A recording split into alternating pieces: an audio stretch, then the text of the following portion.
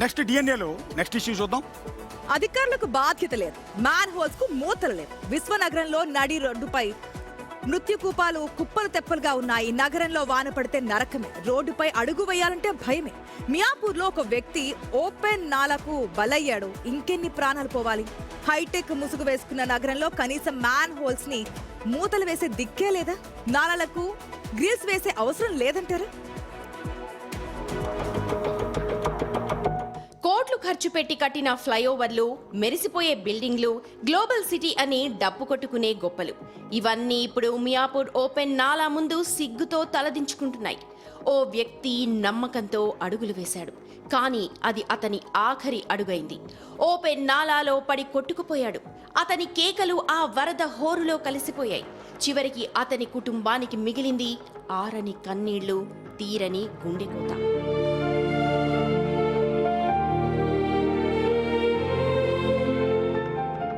ఇది ప్రమాదమా? కానే కాదు. అధికారుల నిర్లక్ష్యం, బాధ్యతారాహిత్యం ముసుగులో జరిగిన పరోక్ష హత్య. ఎస్, ఇది ముమ్మాటికి వ్యవస్థ చేసిన హత్య. ఇంకెన్ని ప్రాణాలు పోవాలి? ప్రతి వానాకాలం రాకముందే సమీక్షలు పెట్టి అన్నీ సిద్ధం చేశామని మీడియా మైకుల ముందు గొప్పగా చెప్పుకున్న బిల్డప్లు ఏమయ్యాయి?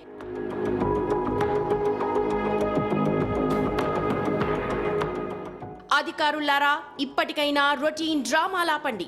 హడావుడిగా ఘటనా స్థలానికి రావడం, దర్యాప్తు చేస్తామని మీడియా కెమెరాలకు ముఖాలు దాచుకోవడం, ఆఖరికి లక్కీ డ్రా తీసినట్టు కొన్ని లక్షల పరిహారం ప్రకటించి చేతులు దులుపుకోవడం, ఇదేనా నగర వాసులకు మీరు చేసే ప్రజా సర్వీస్? మ్యాన్ హోల్స్ కి మూతలు వేయడానికి, ఓపెన్ నాలాలకు గ్రిల్స్ వేయడానికి ఉన్న అడ్డంకులు ఏంటి? బడ్జెట్ లెక్కలు తేలడం లేదా? ప్రజల ప్రాణాలంటే లెక్కలేదా?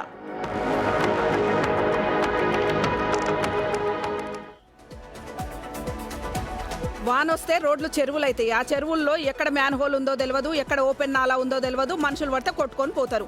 హైదరాబాద్లో ఎట్లయిందంటే బయటకు పోయినోడు ఇంటికి వచ్చేటప్పటికి ప్రాణాలతో వస్తారా లేదా ఈ వానాకాలంలానే టట్ అయిపోయింది హైదరాబాద్. ఇది విశ్వనగరంగా ఎదుగుతుంది, కానీ ఎవరికి వాళ్ళు బాధ్యతలు మాత్రము విస్మరిస్తుంటారు. ఇప్పుడు ఏంది, ఔటర్ రింగ్ రోడ్ లోపల మొత్తం కోర్ అర్బన్ రీజన్ అని పెట్టినాక ఒక ప్లానింగ్ అంటూ ఏది? ప్లానింగ్ లేదు, ఏమి లేదు. విశ్వనగరంగా ప్రకటించుకుంటున్నాము. ఎండాకాలంలో ఏం చేయాలి? ఒక సామెత ఉంది, ఎండాకాలం ఏకులోడికిరు, వానాకాలం పత్తోడికిరు అని. ఈ సేఫ్టీ ఆడిట్ చేసుకోవాలి కదా. చలికాలం నుంచే మొదలు పెట్టాలి. వానలు ఉండవు కాబట్టి సేఫ్టీ ఆడిట్ చేసుకొని ఎక్కడ నాలాలు ఉన్నాయి, ఎక్కడ ఓపెన్ నాలాలకు ఫెన్సింగ్ ఎక్కడెక్కడ వేయలేదు అని ఒక సేఫ్టీ ఆడిట్ చేసుకొని ఫెన్సింగ్ పెట్టుకోవాలి. ఫెన్సింగ్ పెట్టుకుంటే ఎవరు బోరు కదా, పడరు కదా. ఎవరో నిర్లక్ష్యంగా పోయిరు, పడిర్రు, అక్కడ మేము హెచ్చరిక బోర్డు పెట్టినామంటే ఇవన్నీ తప్పుడు మాటలు. అధికారులు ఏం చేయాలి, ఏం చేస్తున్నారు? వాళ్ళకన్నా విజ్ఞత ఉందో? ఒక మనిషి ప్రాణం అక్కడ పోయింది అంటే పడక ఒక్క వాన, ఇదే ఈ కాలంలో మొత్తం ఈ సీజన్లో మొత్తం ఫస్ట్ గట్టిగా పడిన వాన. ఈ వానకు కూడా మీరు సిద్ధంగా లేకపోతే మరి ఇన్ని రోజులు ఏం చేసిరు మీరు? మీరు జీతాలు ఎందుకు తీసుకుంటున్నట్టు? ఒక మనిషి ప్రాణం పోయింది అక్కడ, ఒక ప్రాణాన్ని మీరు బలిచ్చిరు. మీరు ఇచ్చే పరిహారం ఆ కుటుంబానికి బాధను తీరుస్తుందా? ఇది పూర్తిగా అధికారుల వైఫల్యం అనే చెప్పొచ్చు. హైదరాబాద్ విశ్వనగరం కాదు. మేడిపండు చందంగా ఉంది, పైకి బాగుంది. మేడిపండు చూడు మేలిమై ఉండును, పొట్ట విప్పి చూడు, అన్ని సమస్యలే ఉండును. ఇప్పుడు ఆ సమస్యలకే బలయ్యారు. వానను కూడా ఎదుర్కోలేకపోతే అధికారులు ఏం చేసిరు? వానకాలం అంతా ఏం చేస్తారు, చలికాలం అంతా ఏం పని చేసిరు, ఎండాకాలం అంతా ఏం పని చేసిరు? మీ బాధ్యతలను మీరు విస్మరించారు. మీ బాధ్యత రాహిత్యానికి ఒక ప్రాణం బలైపోయింది. ఎగ్జాక్ట్లీ. వర్షాకాలం వస్తుంది అంటే హైదరాబాద్లో చిన్న వర్షం పడితేనే ఎక్కడికక్కడ రోడ్లు పొంగుతాయి. మొత్తం నాళాలన్నీ కూడా ఇష్టం వచ్చినట్టు పొంగుతూ ఉంటాయి. ప్రతి వర్షాకాలంలోనూ హైదరాబాద్లో కనీసం 5గురైనా బలవ్వాల్సిందే. లాస్ట్ 10 years రికార్డ్స్ చూస్తే వర్షాకాలం ఎంతమంది బలి తీసుకుందనేది మనం చూడవచ్చు. లాస్ట్ టైం గత ఏడాది చూసాం, మణికొండలో ఇంట్లోంచి బయటకు వచ్చాడు పెరుగు ప్యాకెట్ తీసుకెళ్ళడానికి. వచ్చి ఇంటి ముందుకు ఇంటి కొద్దిగా దాటే లోపే మ్యాన్ హోల్ కింద పడాడు, కొట్టుకుపోయాడు సాఫ్ట్వేర్ ఇంజనీర్. ఇలా ప్రతి సంవత్సరం ఇలాంటి ఘటన చూడాల్సి ఉంటుంది. సో అధికారులు ముందుగా ఎందుకు అప్రమత్తం అవ్వట్లేదు? అప్రమత్తం కాలేదంటే ఎస్, రీసెంట్గా కొంత యాక్టివిటీ చేశారు. హైదరాబాద్ కూడా కొన్ని డ్రైనేజీలన్నీ కూడా క్లీన్ చేసింది. ఎందుకంటే సంవత్సరాల తరబడి ఆ నాళాలన్నీ కూడా విపరీతమైన చెత్త చెదారం ప్లాస్టిక్తో నిండిపోయి ఉండి వాటన్నింటి తరలిస్తే కొన్ని 100 లారీలు వస్తున్నాయి ఎక్కడ నుంచి ఆ తీసే చెత్త అంతా కూడా నాళాల్లోంచి. సో వీటి వల్ల కూడా ప్రాబ్లం ఉంటుంది. వరద నీరు అలా ఫుల్ ఫ్లెడ్జ్డ్గా ఫ్రీ ఫ్లో లేకపోవటం అనేది కొంత వాళ్ళు చేసేదైతే చేస్తున్నారు. కానీ ఈ విషయంలో ఇక్కడ ఏం జరిగితే మనుషులకు కూడా బాధ్యత ఉండాలి. అధికారులు మనం బ్లేమ్ చేసే ముందు, ప్రభుత్వ వ్యవస్థను నిలదీసే ముందు మనం ఏం చేస్తున్నాం అనేది కూడా ఆలోచించి. చాలా పర్టికులర్గా ఈ మియాపూర్ ఘటనలో ఏం జరిగింది, ఇతను డ్రంకెన్ పర్సన్, రాత్రి ఫుల్గా మద్యం తాగి ఇద్దరు ముగ్గురు కలిసి నడుచుకుంటూ వెళ్తున్నారు. ఇతన్ని మోయలేక నడుచుకుంటూ ఈడ్చుకుంటూ తీసుకుంటూ వెళ్తున్న సందర్భంలో ఆ నాలలోకి అనుకోకుండా పడిపోయాడు. అక్కడ నుంచి కొట్టుకుపోయాడు. అతనితో పాటు ఇద్దరు వెళ్ళిపోయి ఈ సమాచారం ఇవ్వడం జరిగింది. ఇక్కడ బాధ్యతారాహిత్యం కదా రెండోది. అక్కడ నాలా వర్క్ జరుగుతుంది. దాదాపు చాలా రోజుల నుంచి వర్క్ చేస్తున్నారు. ఫాస్ట్గా వర్క్ జిహెచ్ఎంసీ పనులైనా సిఎంఎస్ పనులైనా చాలా స్లోగా జరుగుతుంటాయి. ఆ క్రమంలో ఈ వర్క్ జరుగుతున్నప్పుడు అక్కడ ప్రొక్లైనర్ ఉంది, ఆ మట్టి తవ్వింది ఉంది, ఇదంతా ఉన్నప్పుడు ఆ రోడ్డు వాడకంలో లేదు.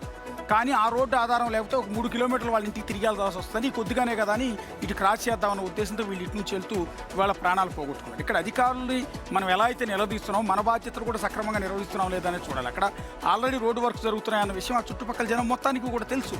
మరి వర్షం వచ్చినప్పుడు అక్కడ ఓపెన్గా తవ్వి ఉందన్న విషయం తెలిసినప్పుడు ఎందుకు అటు నుంచి వెళ్ళటం ఎందుకు? సో ఇదంతా మనం కూడా ప్రవర్తించే మన తీరు కూడా కొంత మార్చుకోవాల్సిన అవసరం ఉంటుంది. మనం కూడా బాధ్యతగా వ్యవహరించాల్సిన అవసరం ఉంటుందేమో అని నాకు అనిపిస్తుంటుంది. వర్షం వస్తుందని చెప్పి ముందుగానే తెలుస్తుంది. ఐఎండి ఇదివరకు ఇట్లా కాదు, మన టెక్నాలజీ చాలా డెవలప్ అయింది. మరి ఉదయం చూసాం 2 బిల్టన్లో చేస్తున్నప్పుడు 3:30కి వర్షం వస్తుంది కాబట్టి ఐటీ ఎంప్లాయీస్కి తొందరగా రిలీవ్ చేయండి అని చెప్పి మాట్లాడారు. సో ఎప్పుడు వర్షం వస్తుందో, ఎంత భారీ వర్షపాతం నమోదవుతుందో మనకు క్లియర్ కట్ ఒక పిక్చర్ అయితే అర్థమవుతుంది. వరకట్లాగా అరే ఎప్పుడు వర్షం వస్తుందో తెలియదు అనుకోవడానికి లేదు. ఎక్కడెక్కడ ఏ స్థాయిలో వర్షపాతం నమోదవుతుంది అనేది తెలుస్తుంది. అధికారులు ముందుగా ఎందుకు అలర్ట్ కారు అనేది. ఇప్పుడు ఈ ఒక్క ఘటన గురించి మనం మాట్లాడుతున్నాం కాదు. హైదరాబాద్లో ఇట్లాంటి ఓపెన్ మ్యాన్ హౌస్ చాలానే ఉన్నాయి.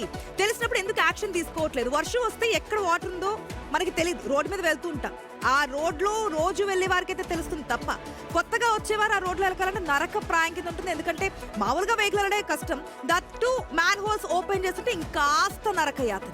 ప్రాణాల మీదకి వస్తున్నాయి. వర్షాకాలంలో చేయాల్సిన పనులు వర్షాకాలంలో చేయాలి. వర్షాకాలం రాకముందే వేసవకాలంలో ఇటువంటి చర్యలన్నీ తీసుకోవాలి. నాలాలు శుభ్రం చేయడం కానీ చేశారు, కానీ పూర్తి స్థాయిలో చేయడం అనేది ఈ యొక్క నిదర్శనం తెలుస్తోంది.